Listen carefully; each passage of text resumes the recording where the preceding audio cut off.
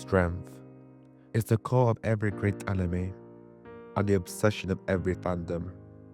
But strength isn't just about who wins the fight. It's the language of progress. It shows who's grown, who's learned, who's ready. When the student exceeds the master, we cheer. When the hero surpasses their limit, we rave. That's the foundation of every shonen. But today, I want to go deeper. Beyond strength, beyond simple power, into what it really means to be the strongest. And it's Desperations, where we break down anime and what makes you think, feel, and help you grow. And today's video is the greatest depiction of the strongest. The strongest archetype is arguably one of the most fascinating types of characters, but it's also one of the hardest to execute correctly. Today, the strongest as a hero. That's not new to this channel. World Trigger. The man himself, Jin, the ace of Tamakoma, and Border's strongest soldier. Now let's find out why he is the strongest. At the start of the series, Jin wielded the infamous Black Trigger, Fusion. Black triggers in World Trigger are the special triggers. They're formed from the remaining trident of a dying combatant, which makes them inherently far more powerful than standard triggers. And Fusion, it could make multiple slashes at the same time, making it one of the most versatile triggers for both one-on-one encounters and one versus many boss battles. A truly balance-breaking weapon. Jin was such a threat. When Border launched an operation to capture Yuma, they sent 3 A-rank teams, all because of one man standing in their way. That's not just power, that's aura. And with light support from A-rank 4 Arishiyama squad, Jin pushed them back all on his own. But Jin's real strength wasn't even fusion, it was his side effect. To briefly explain side effects, in World Trigger, these are genetic mutations that grant their users unique abilities. And they can be random. They're not equal in power, type, or usefulness. But Jin being Jin had the most broken side effect of them all. Precognition.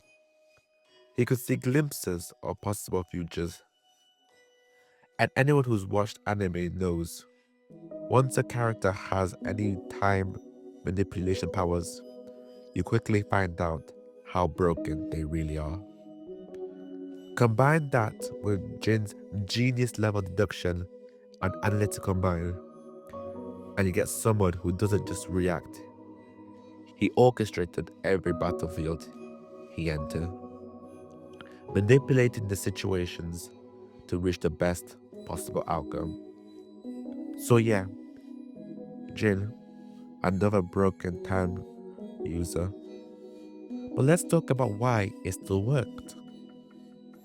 Like I mentioned earlier, the hardest part about having the strongest as a hero is actually integrating them into the story.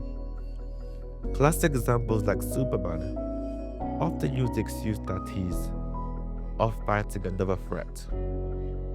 Others like Raven in Teen Titans are only situationally the strongest when specific conditions are met. But Jin, he was neither. He was always present, quietly pulling the strings behind the scenes, shaping the outcome how he saw fit.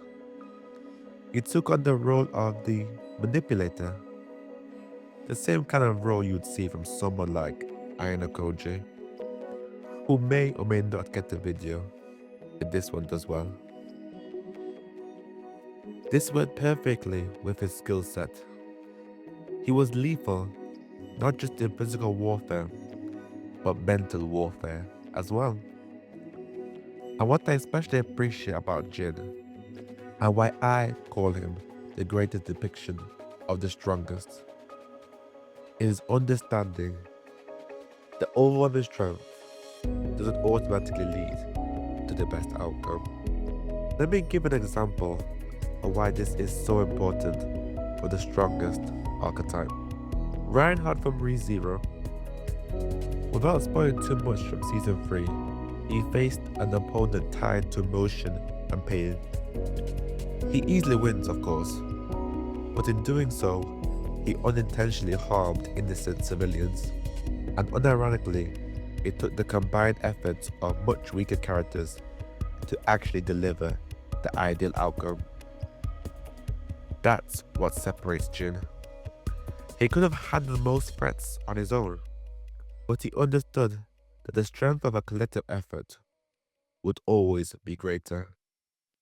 He trusted others to play their part. He used his ability not to dominate, but to guide. Because being the strongest doesn't mean being undefeatable or untouchable. It means knowing when to step back and when to let others shine. Jin wasn't the strongest because he shouted the loudest or fought the hardest. He was the strongest because he never needed to. He walked into chaos and everything just settled. When Jin arrived, everyone knew the battle was already over. He didn't fight for victory, he fought to protect it. He embodied what complete strength really looked like. The ability to overpower any opponent without ever breaking a sweat, never shifting into second gear. He was also the older brother type, calm, reliable, the one who carried the weight so others could learn to stand on their own. When he was there, you didn't have it. Simply. Beneath the calm was a ruthless, calculating mind. He adapted to everything. The battlefield, his enemies, his allies, even the smallest crumbs of information. Every decision he made was precise, every move deliberate. He was both the warrior and the strategist, the kind of man who won the fight before it even began. And yet despite that dominance, he carried himself with honor. He never needed to brag or posture. His presence spoke for itself. He knew he was the strongest because everyone else also did. That was Jin, strength in its purest form, controlled, intelligent, and unshakable. He didn't need the spotlight to prove it, because the strongest doesn't need to announce themselves. They simply arise. And thank you for watching. This has been Blessed Visions, where we break that anime into what makes you think, feel, and help you grow. Strength comes in many forms. Quiet, steady, unseen, but also egotistically loud and proud. So I'll leave you with this question. Who do you think is the greatest depiction of the strongest? Let me know in the comments. And if this spoke to you, share it with someone who needs the reminder that strength is about standing above others, but standing firm with who you are. Like, comment, and subscribe, and I'll catch you in the next one. Ciao.